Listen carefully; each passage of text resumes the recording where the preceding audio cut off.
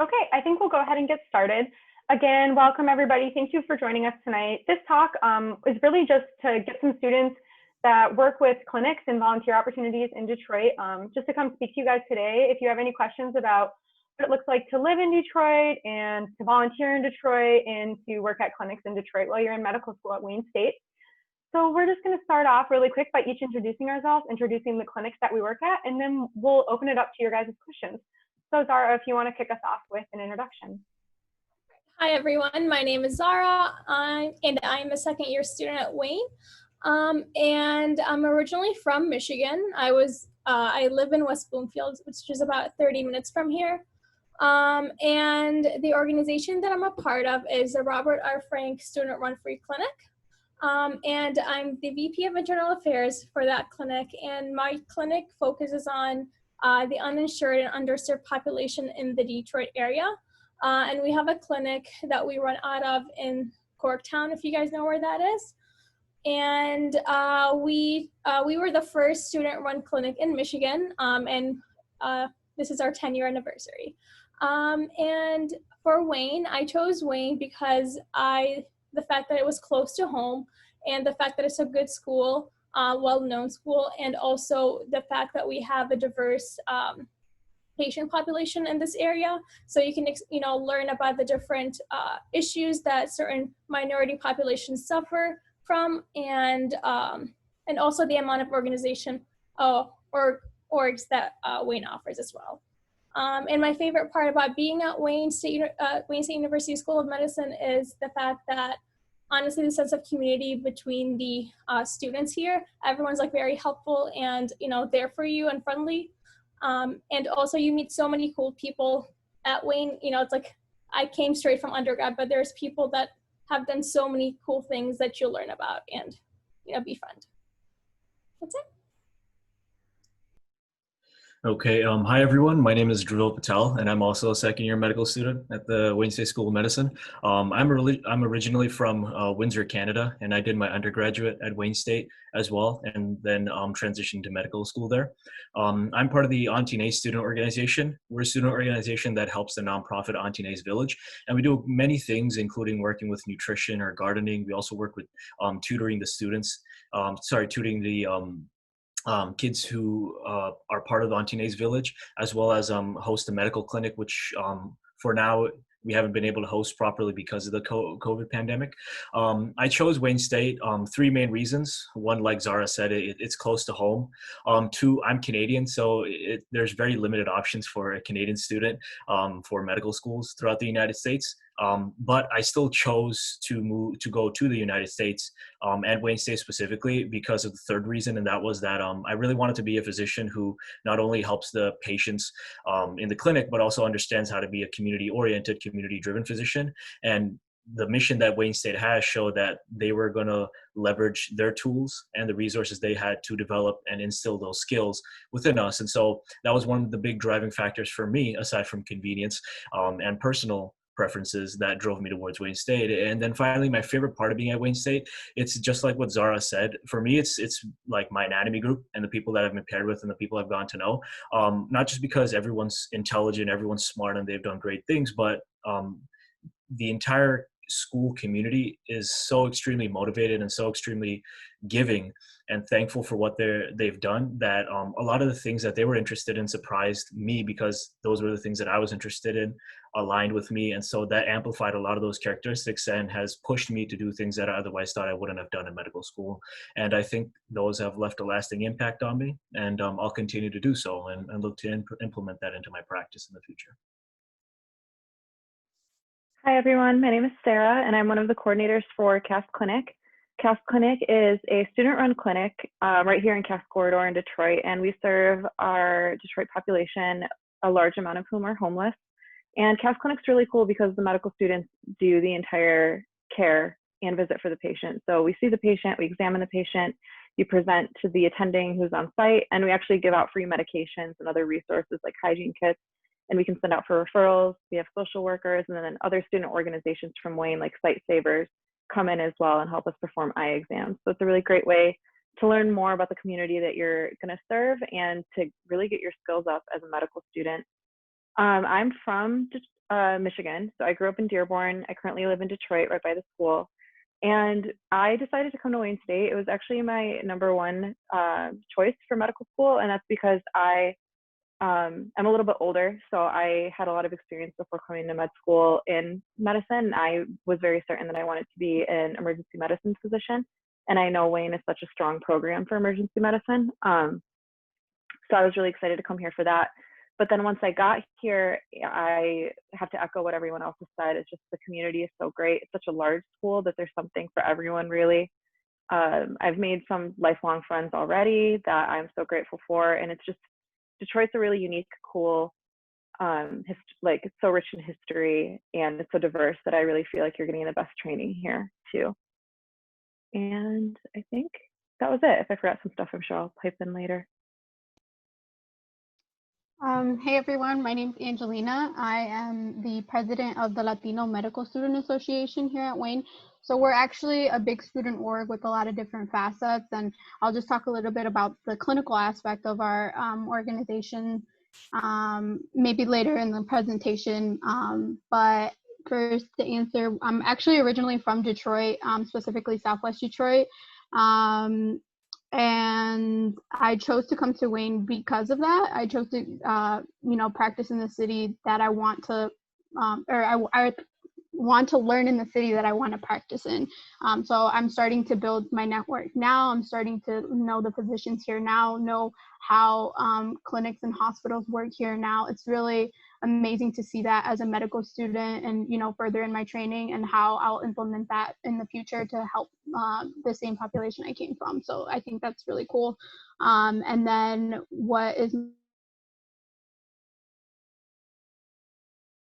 that Wayne gives you as a student, being part of such a big student org, there's a lot of things that we want to do and start, and honestly Wayne is just giving me the reins and says go for it. Like, sky's the limit. Like, if you want to do something, if it helps the community, like, we're here to support you. Just tell us what you need from us. And like, that's been really eye-opening. Like, it's really cool. Like, you can, if you know how many orgs we have, I do not know, we have a lot, but it's because Wayne has been able to like support these students into like taking the reins and doing whatever they want and helping out the community, which I think is amazing. And I'll talk a little bit more about our transition into clinic now and what we're doing now. And it's really amazing that even the physician that I work with, he's just like, we're transitioning now, but take free reins, and whatever you guys want to do, I'll support you. And I think that's incredible. Like, he knows that we're passionate and motivated, and he just wants to help us with that. So I think that's really cool. Hi, so I'll go after Angelina. I'm Lauren. I'm a co-president of LGBT People in Medicine, and similar to LMSA, we also have kind of a lot of facets of our organization, and one of those is our clinic. So our clinic focuses on Corktown Health Center, which is Michigan's only LGBTQ+ focused health center, and we're very lucky to be not only in Detroit, where that's located, but also have a really good relationship. And the medical director of Corktown is Dr. Riddle Jones. I don't know if she's here with us today, but she's faculty. So you get a really good chance to work over there with us. We do have usually in-person screening sessions where we will be able to interact with patients in person, but for now that's all online. So we're doing some fun stuff.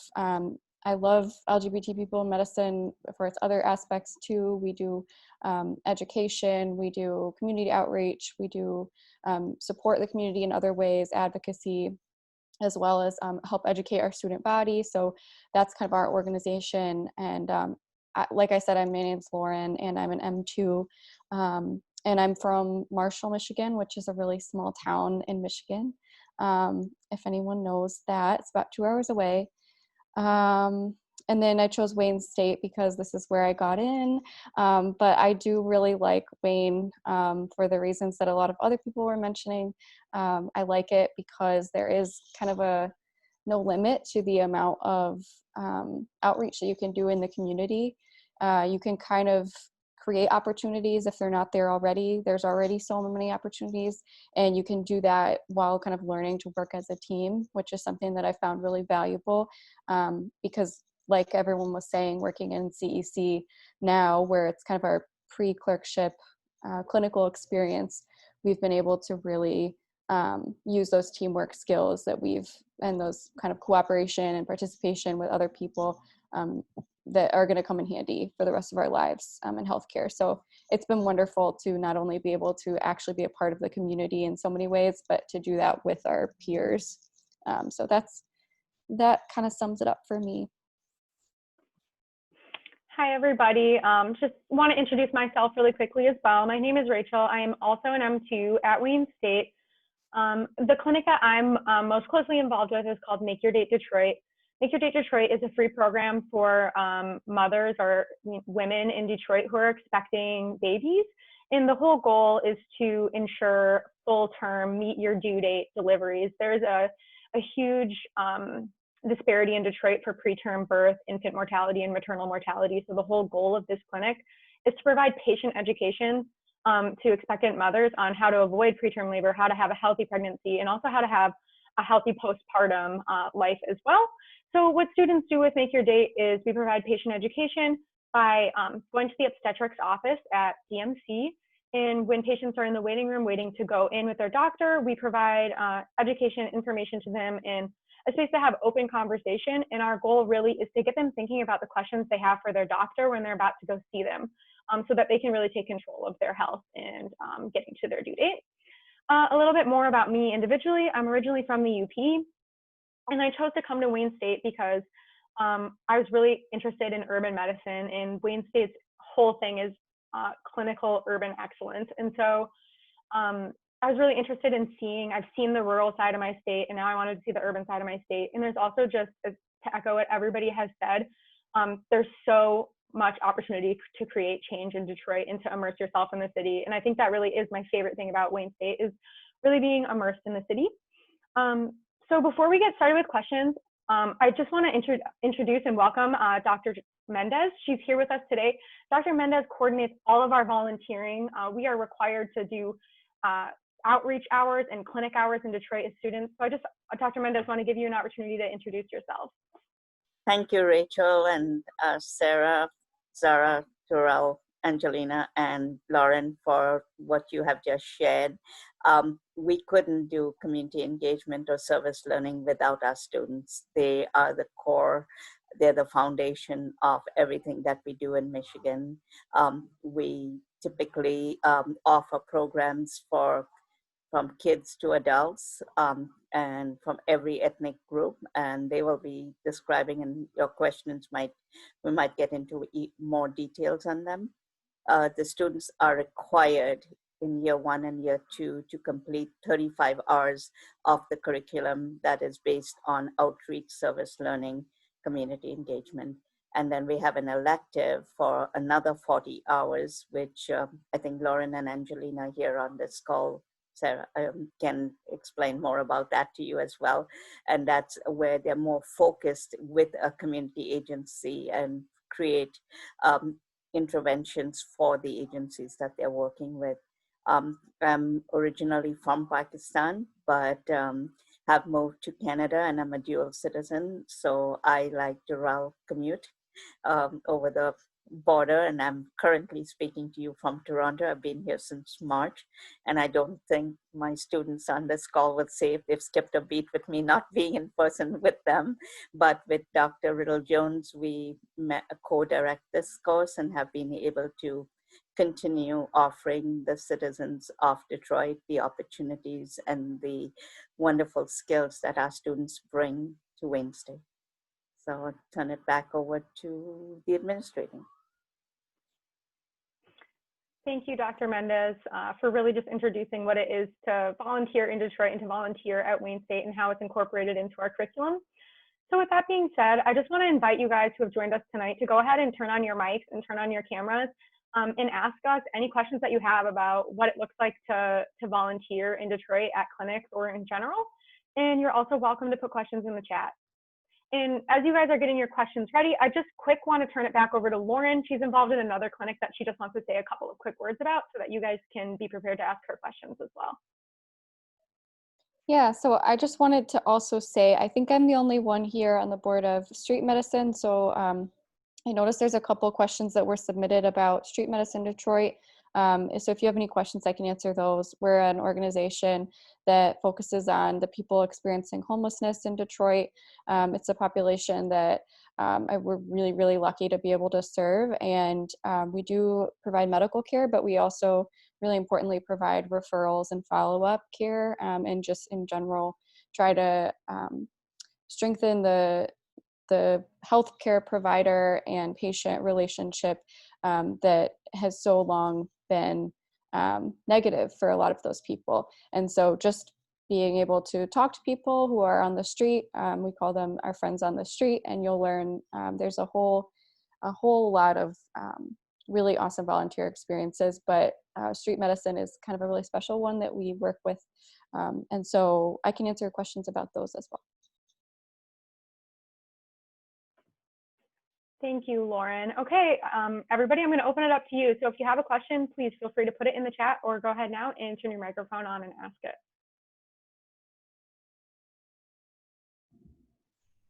Lauren, Rachel, you had a question about diabetes education and wellness in the prior submission questions, and we don't have someone from that group here. Just wanted to explain that that is 6 different disciplines that provide diabetes education and patients with supplies for testing. And it's medicine, pharmacy, OT, PT, nutrition, social work, and law. Thank you, Dr. Mendez. Oh, I see a question in the chat here. I'll go ahead and ask it out loud. Where do the free clinics receive their funding? From Wayne State University School of Medicine or external grants/donations? Does anybody have anything to add to that? I can speak to this a little bit. For Cass Clinic, we receive our funding through a grant from Blue Cross Blue Shield. And we have been receiving that grant every year for as long as I can remember. That's where most of our funding comes in. And then our attending that actually founded the clinic provides funding to us as well. There is an option if you are a clinic or an organization at Wayne State to get funding from the school. They send out information every year to get those alumni funds. You just have to fill out a budget request and tell them what you plan to use it for, and you can also receive funding in that way. So if you do arrive to campus and there's an organization that you would like to start that there isn't already started at school, you can still receive funding either by applying for your own grants or taking advantage of the alumni funds as they're offered to you. Dora, could you explain Antony's funding? Yeah, well, mainly right now our funding comes from, like Sarah had said, we budgeted from our school organization budget. We also have our, at times the Antinez Village, their nonprofit also invests whatever they can into the clinic when it is needed as well.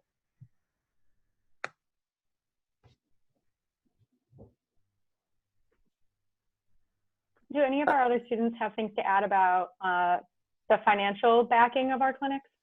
Yeah, I can add one thing. So both Street Medicine Detroit and LGBTQ People in Medicine, we both get funding from Alumni Association and do fundraising. Both organizations have funding from both sources, but Street Medicine Detroit also receives funding from, we are a 501c3 organization, so we do receive funding through that, but we have lots of grants that come in, and we have if you do end up joining the board in finance, our finance committee applies for grants, and so that's how some of the money comes in. Robert Frank is also a 501c3. Yeah, and we also have grants, and we have some donors as well, and we also fundraise. Awesome. Thank you guys so much for touching on that. I see we have some hands raised. Brian, I see your hand is up. If you want to go ahead and unmute yourself and ask your question. Awesome. Thank you. Yeah, so I was actually one of the applicants interested in street medicine and those aspects, but also it's really awesome to hear too that there is the LGBT focused clinic as well. That sounds like an amazing experience. I've done syringe access and been naloxone distribution and HIV hepatitis C testing. I'm kind of interested if I'm able to continue those aspects within the clinics. I've read through that some of the stuff. I'm kind of am interested if on the street medicine as well, if that's also in coordination with like syringe access programs, naloxone distribution. I know addiction medicine is something I'm interested in, so I'm curious which kind of like focus areas would be best for getting experience in that regard. I'll address the HIV question. Wayne State School of Medicine is the only school in the state of Michigan that is provided the training from Michigan Health Department. It's a 2-day training. Our students do it on a Saturday and Sunday so that they're able to get all the hours in. It's a certification program, so you're certified as a HIV tester and counselor. You are able to keep that certification for 2 years, and then you go back and do the additional work. The students that are involved with that program actually are on call at emergency department at Detroit Receiving Hospital. And they can go anywhere from 6 to 9 p.m. any day of the week. So at the moment, they're being rebadged, only year 2 students, because our year 1s still don't have permission to be out in the community. Yeah, and if you're interested in STD prevention in general or HIV, you can also join the SHEP e-board. It's the STD prevention group. So they do focus on that. And I've been through the HIV training. It was really helpful.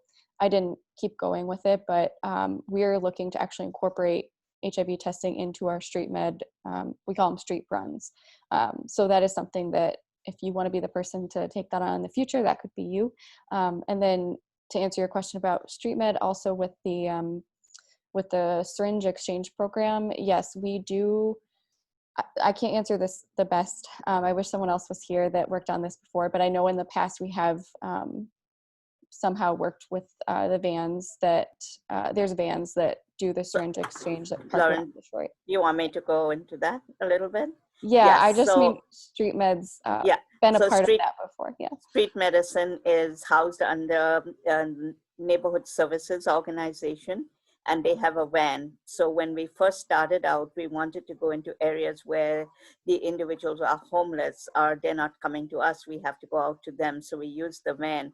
However, one of the nice things that happened was we got a homeless person to be trained to be the driver of the van. So there's a building of a trust between the homeless individuals and the students that go out. So he's like a navigator.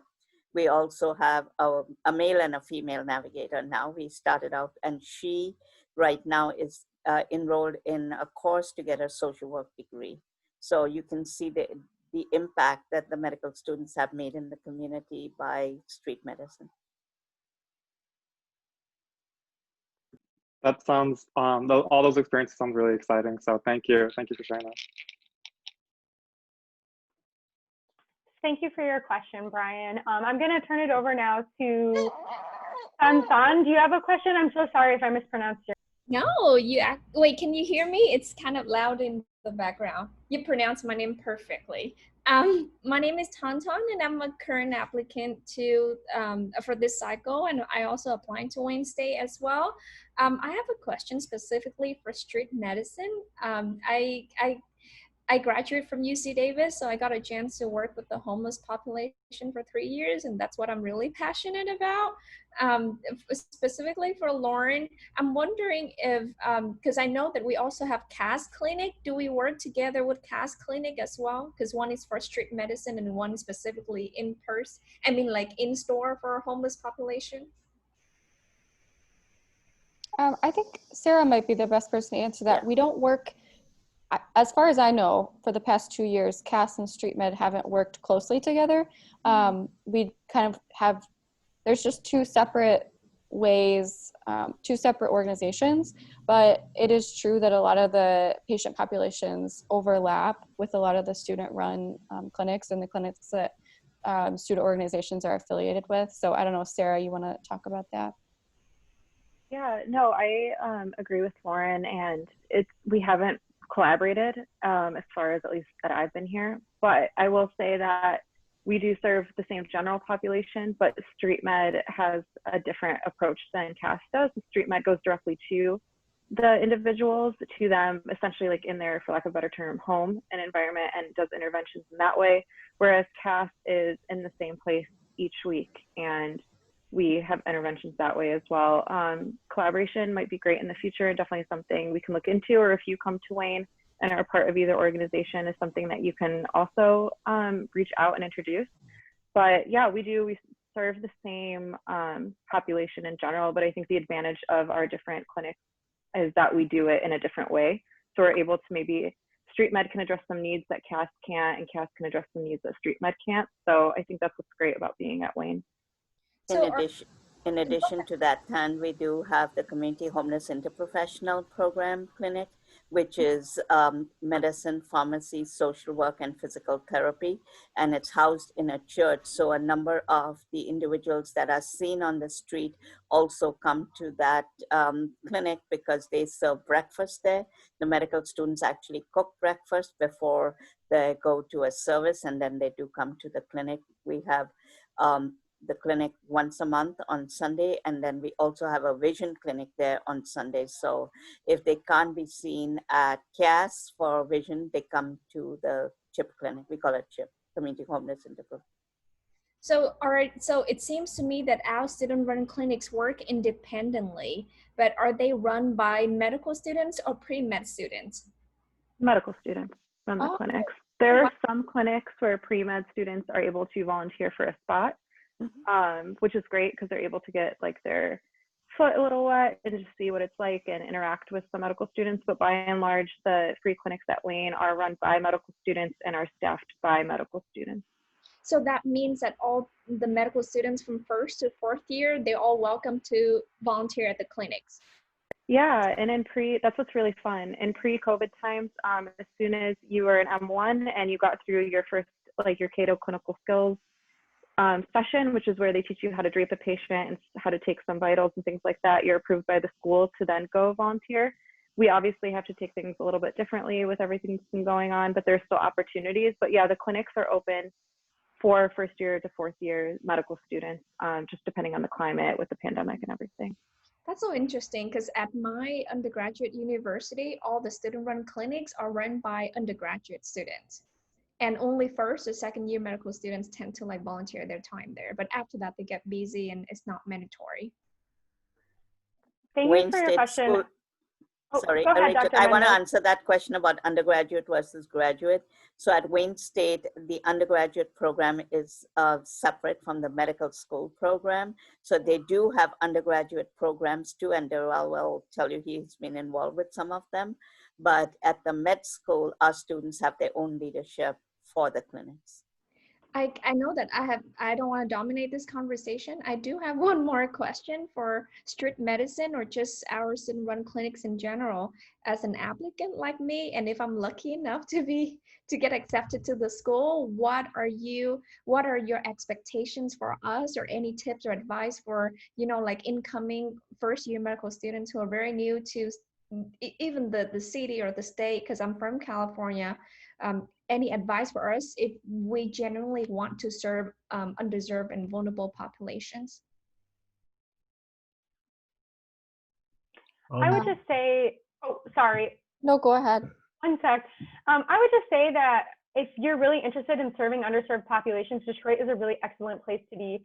There are many different underserved populations here in Detroit, and there's also a lot of work being done at the school specifically to serve underserved populations. It's urban clinical excellence. It's what we're here to do. And it's the reason that most students come here, and it's the drive of most students to serve underserved communities. And so I think that you would find yourself in good company here. I also do just want to say that all of our student-run free clinics, so they are run mostly by medical students. Fourth year medical students can take electives in which they spend like a month of their time fourth year just doing free clinics, whatever ones they might be. I know Street Med does a program where you could spend a whole month just doing Street Med. And I do also want to say that every free run clinic also has a physician or a nurse practitioner or somebody who has a licensed degree working with them. It's not just in our hands. We are not licensed yet. We recognize that this is for our practice and we want to help our city, but we also are making sure that all of our patients get the absolute best care. Thank you so much. I'm excited. I just wanted to add on that. make sure you reach out to Dr. Mendez. She knows everything and she'll find a good fit for you. She helped me out a lot. How do you spell your name? I mean, sorry, her name? Dr. Mendez, you want to take it from Oh, here? sorry, Dr. Mendez. Okay, sorry, it's right there. I heard Bendisha or something, but thank you. I'll definitely reach out to Dr. Mendez. Awesome. Well, thank you so much for your questions. I'm going to move on now. I see Abhi has his hand raised. Do you have a question for us? You can feel free to ask now. Hi, Rachel. Thank you so much for this opportunity. This has been a really great conversation. Was excited to hear from Miss Jenny Mendez, or excuse me, Dr. Jenny Mendez, that the level of community engagement going on and the integration of the community into the outreach efforts. So I think this is really awesome. This is very exciting, and I'll just get straight into my question. For all the students, what have been your engagement with Spanish-speaking patients in addition to LMSA? And what projects are there in place right now to improve their racial health disparities? So I guess folks from LMSA and all the other student organizations, if you have something to say, that would be really awesome. Yeah, that's a loaded question, but I'll try to take it, a part of it at least. So LMSA, like I said, we're very multifaceted, and our clinic was originally in Southwest Detroit. I'm not sure if you're familiar with Southwest Detroit, but it's a very Latino heavy population. They're all Spanish speaking mainly. And so when our clinic was down there, we got to interact with patients, and myself, so I was an M1 at the time. I got to speak to people in Spanish and alleviate their fears, and answer some questions, so we did a lot of blood pressure readings and glucose readings. That was mainly what our clinic was offering at the time. And people were just happy to talk about their health with somebody in their native tongue, and have some questions answered, knowing that there's more resources. So talking about the intermingling of the clinics, we actually always referred our patients, if they had any further things, to the Robert Clinic. So we told them, that's a free clinic as well. They have more resources than we do. Please go there. And as far as the health disparity, so moving forward, our clinic has actually, if you know anything about Detroit, it's always under construction, and our clinic actually has moved locations, and it no longer serves the Southwest Detroit area. And as a member of the Latino Medical Student Association, I was could we stay in Southwest? And our preceptor, he was very receptive to that. He was like, yes, absolutely. If you guys do not feel comfortable, moving to a different part of the city that no longer serves the population that you wanted to serve, feel free to find a new location. So that's what we're working on now, and we're drafting up, other ways that we could help this community. And I think it's really awesome that they're giving us the reign to do that. So other things that we're working on now is to involve other Spanish speaking physicians into the clinic, other M4s into the clinic, and to really open it up more. We are, I believe, the only organization that actually focuses in on the Latino population. So that's we're going heavy on that. And so I'm just really excited for the future of our clinic and other organizations or other facets of our organization that we have going on. So Abhi, our students also volunteer at the Mercado. So they're able to, for site savers, they do the actual site saver assessments at the Mercado. And so we have language classes at Wayne for the medical students. We have Hindi, Arabic, Spanish, and Mandarin. So the different students, even if they're not very well versed in it, can at least get into a clinic and be able to assist a patient to some extent. I will just add, I have gone to some of the Spanish speaking classes that LMSA has provided, and I've just absolutely enjoyed them. I did Spanish classes in undergrad, and I studied abroad to better my Spanish, but I wouldn't say I'm proficient, and I wouldn't say I'd be comfortable talking with a patient. but they gave us these awesome handouts always, and I've kept them in my lab coat in case there is a scenario in which I do have to be able to communicate with a Spanish-speaking patient, and I forget any of the words that, you know, I need to use. And so I think that those are great. But I also will just like caveat that with the fact that in like a clinical setting, you'd have to be like a licensed interpreter to be able to interpret for a Spanish-speaking patient. And so it's great to like have this practice and to be able to communicate with people, but also in and around Detroit, we have a lot of Spanish-speaking interpreters or doctors who at clinics can also help. The street medicine medical director is also the medical director of a Covenant Clinic, so that's also in Southwest Detroit. I hope we were able to answer your question. Did you have any follow-up questions before we move on to the next one? I have another big question, but if you prefer, I can put it in the chat box. What would you like? You're welcome to ask it aloud right now if you'd like. Okay, so I just want to return to the street medicine clinic. I'm wondering, who was it? Miss Lauren Varazzo? Yes, I hope I'm saying your name correctly. I'm just wondering, could you tell me more about the medical issues that you've seen and how you guys approach substance use?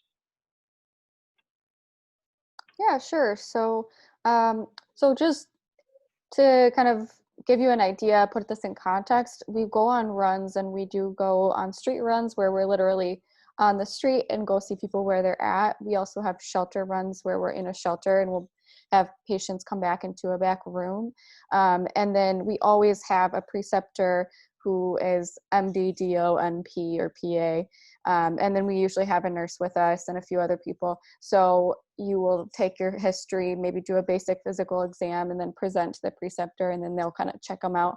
And so we do see everything, anything you can imagine. But there is a lot of foot care. That's one thing that really pops up in my mind that's really common. People on the street usually don't have a good way to keep their feet warm, dry, clean, any of those things. And so there's things like that we shouldn't be seeing in a developed country like this, like trench foot that you'll see actually pretty commonly.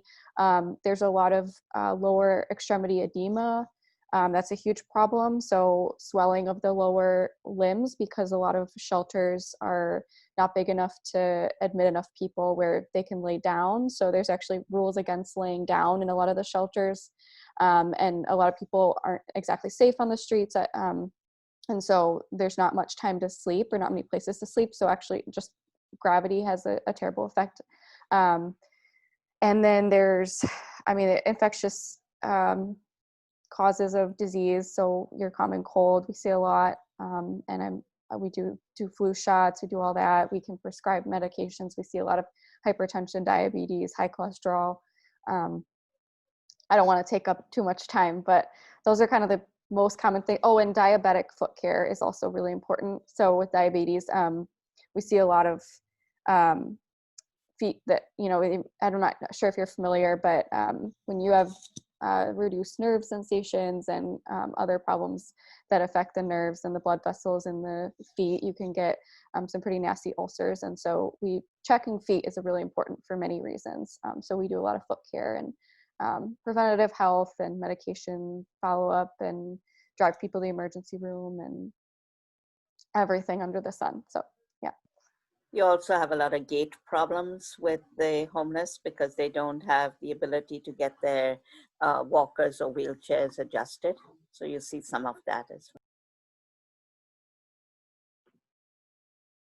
Awesome. Was that able to answer your question, or did you have any follow-up questions now? I do have a follow-up question.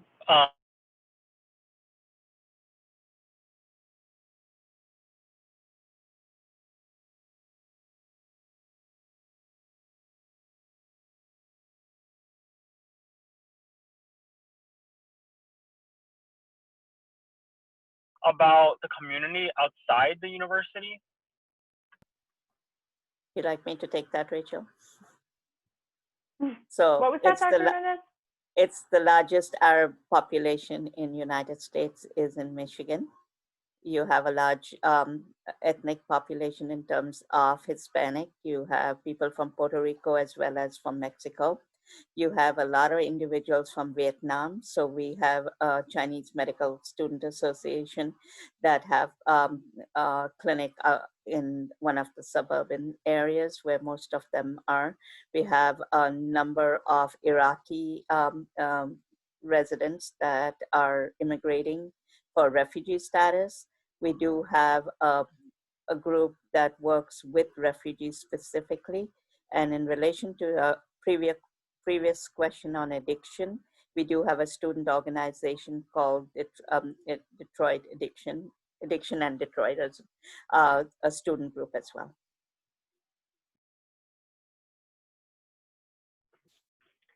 Yes, I would just absolutely echo what Dr. Mendez said. There are many different communities in and around Detroit. There's many different opportunities to get immersed in those communities. And the fact of the matter is not every student actually comes and lives in Detroit. Sometimes students live outside of Detroit and experience the communities that are in the suburbs as well. So there really are a lot of, Detroit's very multifaceted. It's a really wonderful city.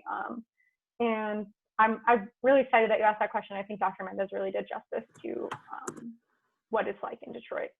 So if you have any further questions, please feel free to throw them in the chat. I did want to open it up to Aman. I think I saw you had your hand raised at one point. If you don't have a question still, that's okay, but feel free to ask if you do. Thank you. I appreciate you calling me to ask my question. I think Dr. Mendez just spoke a little about that, and that was, I know I heard her say that first years and second years are kind of required to do 35 hours. And I was wondering what it looks like for students to go about picking, because it seems to me, I mean, I was also in the master's in the BMS program at Wake.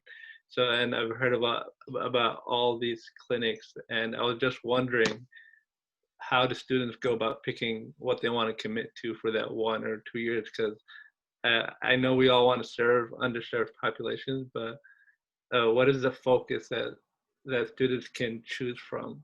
So we have about 30 different opportunities that are clinical. They're not all clinics per se, they're opportunities for clinics. So you have health fairs and things like that, or you do blood drives and things like that with the American Red Cross. In addition to that, we have 40 other opportunities that are specifically mentoring and outreach in the community, like Gleaners Food Bank and things. And to just at this 1 second to add to Sonal's question, we do have the medical students with Detroit Public School doing STI training. However, we have to follow the public school guidelines. So there are a lot of things like condoms that some schools will, some public schools will allow you to speak about, but the Detroit Public School might not allow you to speak about that. So we have to follow their guidelines. And I hope I answered your question. Can I ask a follow-up to that?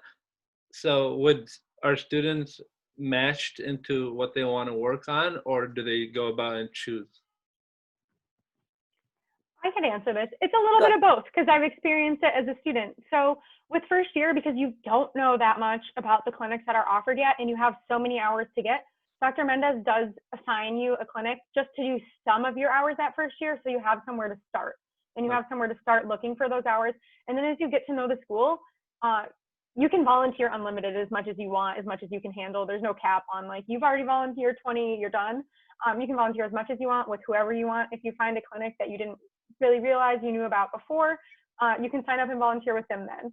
So there is a little bit of required just to get you started, but after first year, it's been for us completely whatever we felt comfortable doing and what we wanted to do.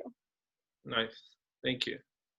No problem. I also did just want to expand on the question in the chat that was asked about STD testing or education, sex education in the high schools. So like Dr. Mendez said, right now we don't have anything specifically that covers that. But the great thing about Wayne is that if you see that there's a need that needs to be met and there's something that you want to do, you can start it and you can find a faculty to support it and you can look into it. I know that there's a lot of legal issues and stuff with the schools, but there's likely a doctor or somebody at Wayne State who would be willing to work with you and to create that program. Great, thank you so much. No problem. Okay. I just want to say there is actually go ahead, Lauren. Yeah, there's the SHEP group, but I don't know if anybody knows what that acronym stands for, but they're the STI prevention group. And so if they don't have already a program that reaches out to Detroit Public Schools, that would be a great thing for you to join their board and then start. So SHEP is Students for Health Education Program, Sexual Health Education Program. Great, thank you. Okay, I want to move on now and open up Lauren to ask her question. Lauren, you can feel free to ask your question when you're ready. Hi, so my name's Lauren, and again, I'm applying this cycle to Wayne State. So I actually volunteer at a clinic in Detroit now, and it's called the Luke Clinic. It does something very similar to your clinic, Rachel, where it's all uninsured for pregnant moms and babies up until they're 1 year old, just making sure that that infant, mortality rate stays low. So I was wondering, I know you kind of answered this. You said if you see there's a need that needs to be met, you can start that. So I was wondering, that's definitely something that could happen, correct? And also, I heard, everyone's talking about translating different languages. I know that's a huge need at the clinic I volunteer at. So since Wayne is such a large school, do you guys often, piggyback off other organizations? And could I partner up with the Hispanic organization, and I could get some of those translators in? I was wondering, does that happen often? Do you guys see that a lot? 100%. Yeah, I would absolutely say that despite the fact that all of us are a board for one clinic, I've volunteered at multiple of the other clinics that people are representing today. And I'm sure many people from LMSA have also come and volunteered at Make Your Date. I also do think that Make Your Date, I'm not positive about this, but I do think that they provide their educational materials online in multiple languages. If not, that's a need that needs to be met. And you can come here and you can join Make Your Date, and you can work with people and work with the doctors that are funding that project to, think about, can we offer different languages and trainings in different languages? To add to what Rachel just said, the students do translate, and actually there are many year ones right now doing some of that since they cannot be out in the clinic, but hopefully by December they will be volunteering in the clinic and they'll be using the materials that they've been developing. Okay, thank you. And I did have one quick follow-up question to that. So the specific Luke clinic that I'm at, I know that they have goals. They, within the next year, they want to expand and have a mobile clinic in Pontiac or something like that. So I know, Wayne State's in Detroit, and obviously we're all very committed to Detroit, but do you guys ever do anything in other underserved areas? Lauren, I'll take that question because I have been involved, contacted by Luke already. We're going to be discussing working, but specifically in the Detroit area, not in the Pontiac area. And the reason for that is Oakland University does their stuff in Pontiac. So I try to keep the Detroit area for our students because we have over 600 students between year 1 and 2, and they have a large number of students in there. So they do the Pontiac area. However, we have had overlap in areas if it's needed. So you can drop me a line regarding Luke later and we can talk some more. Yeah, that'd be awesome. I really appreciate that. Thank you. It's good to know. And thank you, Rachel, for your answers too. They were helpful. Oh, no problem. You're very welcome. At this point, because we only have 10 minutes scheduled, 10 minutes left in our scheduled meeting, I just want to open up to anybody who has a question. Just feel free to, if you have your hand up or not, feel free to just turn your mic on, ask your question, and we'll hopefully get to as many as we can in the next 10 minutes.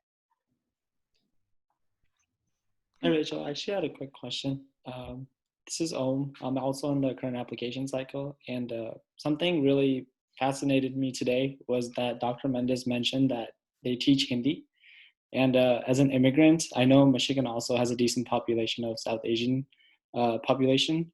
So I was wondering if Dr. Mendez can provide some information regarding South Asian population clinic outreach programs, if possible. So we have the Michigan Asian Physicians Clinic.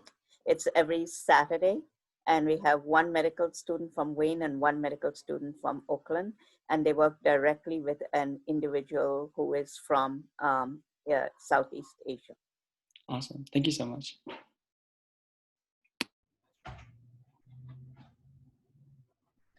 I have a question for Dr. Mendez. Earlier, you mentioned to us, I mean, to me specifically, about the one student-run clinic that serves Asian communities, but specifically Chinese. But I also know that in Detroit or Michigan in general, we have a pretty high population Vietnamese.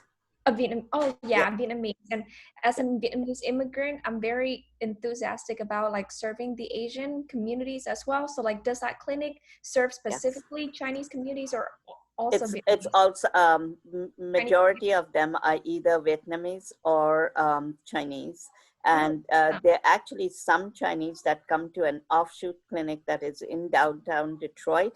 It's in a senior center called Hannon House, and the medical students go to Hannon House. It's just like about less than 5 minutes walk from the School of Medicine, and they take blood pressures there. The nurse practitioner is the translator at that time. If the medical student does not speak the, if it's like there's dialects, right? So you might have somebody speaks Mandarin, but somebody speaks Cantonese, and the student that is there doesn't speak Mandarin. So the nurse practitioner is there to do that. And it's the same with the Sterling Heights Clinic. We have the same thing. And what is the name of the student-run clinic that serves Vietnamese? Asian Pacific Medical. I put my email in the chat, so just send it to me and I'll send you that. I want to get to more students' questions. I do. Oh, sorry. Go ahead, Sarah. No, I was just going to answer the most recent question in the chat, unless you wanted to do something else. Okay.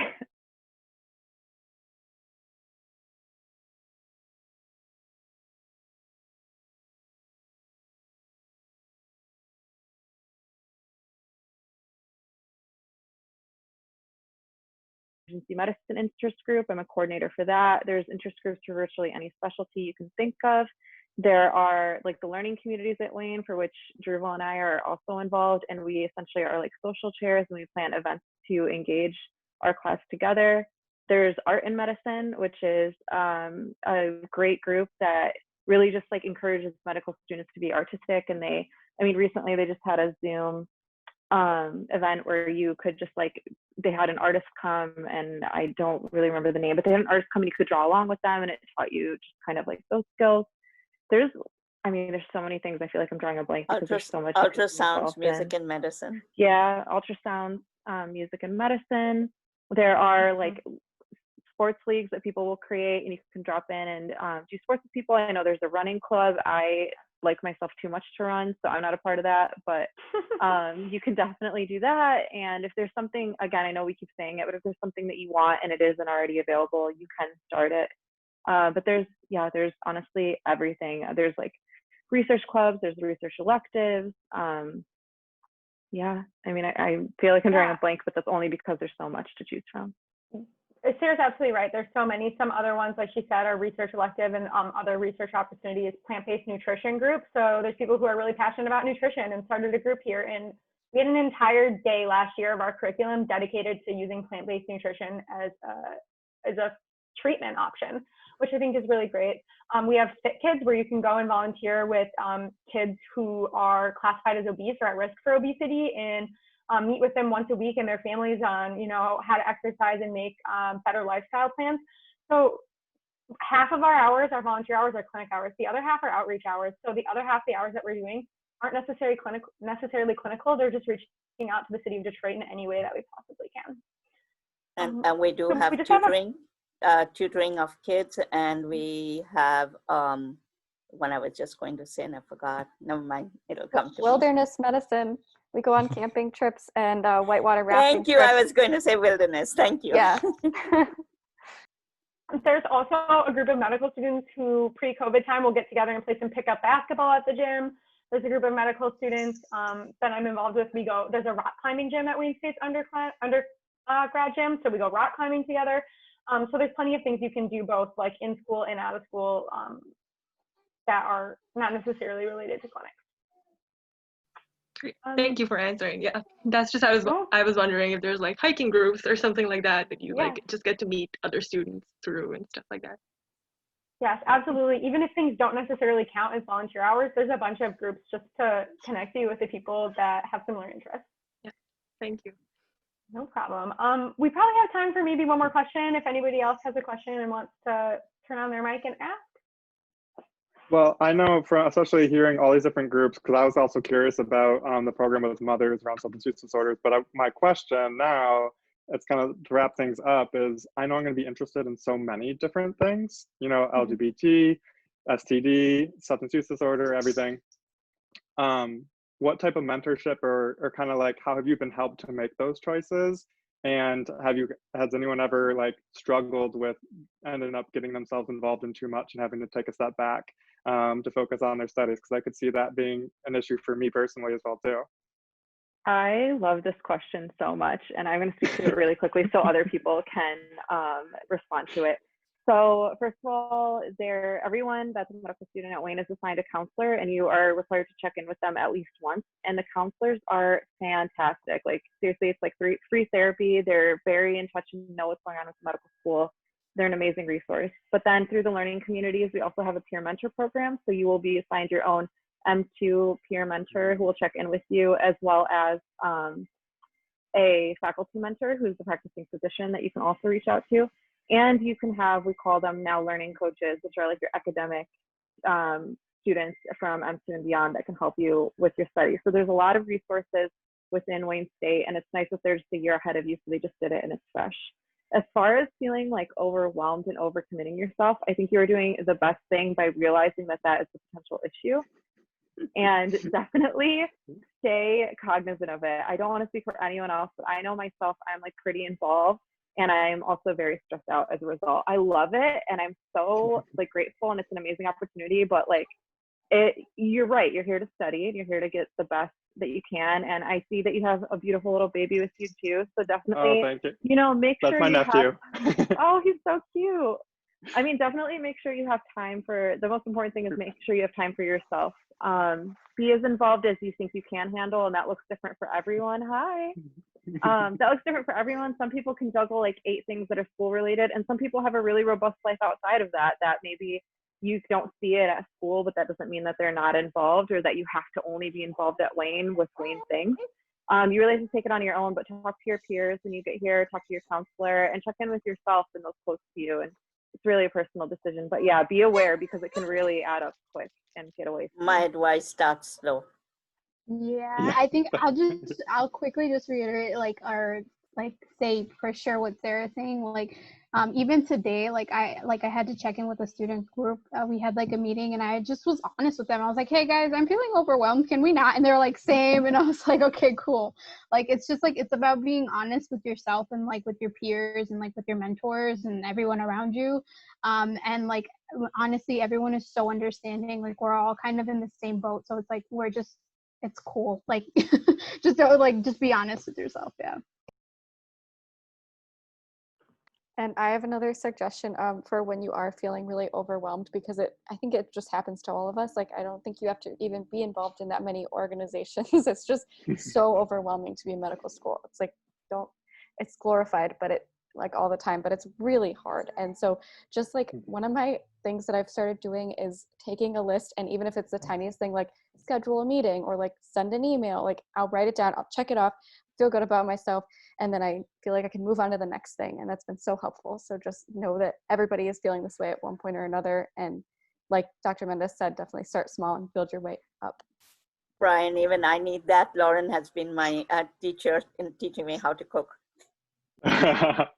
Yeah, and I just wanted to add here is like my thoughts about this, as Dr. Mendez knows, is I've been uber involved in a lot of things, and it's been a little tough, but we're still getting through it. But the one main thing I would give advice that I've learned, that this could apply in medical school or anything, is like anytime you go into a process that is, really rough, really hard, it tends to like really erode away all of your passions, and you start focusing on the one central thing, which in a medical student's case is, your scores, your boards. I want to get to this residency. I want to do that. I want to do this. But you can't let that become your sole focus, because if you let that become your sole focus, you lose the love for what you're doing. You lose the attention that you want to pay to your material to actually learn it for the sake of learning it, rather than learning it for the sake of your scores. So I would use being involved in things as a way to potentiate that love rather than a way to increase your stress and erode away a lot of that passion. And to do that wisely, to do that very smartly is, like, I agree with Dr. Mendez, is start slow, but also ask Dr. Mendez what is out there that could really be related to your passion, because like Dr. Mendez helped me find that, and that helped me to not feel super stressed. But also that you want to find something that you actually want to enjoy doing, and that also seems not like work to you, but actually seems like you're building, you're growing, so you actually won't feel tired when you have to get back to your work. But I just want to leave everyone with that thought. Thank you to the students who have answered this question. I do have a little bit to add. This is such a great question because it's really easy to do, to overcommit yourself. And I would say my piece of advice is that regardless of what you're on the board for in medical school, you can still volunteer anywhere and talk about that volunteer experience on your application or in your interview season when you get to that point. And I know everybody's just trying to build their CV and build their CV. So I guess my suggestion is find the 1 or 2 things that you really love and do a board position for that. And then the other things, volunteer when you can and build a meaningful relationship in that way. You don't have to be the coordinator for everything to make it count. You can make it count just by being engaged in the activities that you're doing. I think that was a great question to end this session on, and I know we're a couple minutes over, so I'm going to go ahead and close it out. I just want to thank you all for being here today, for asking your questions. I hope we were able to be candid with you in our responses and that you've learned a little bit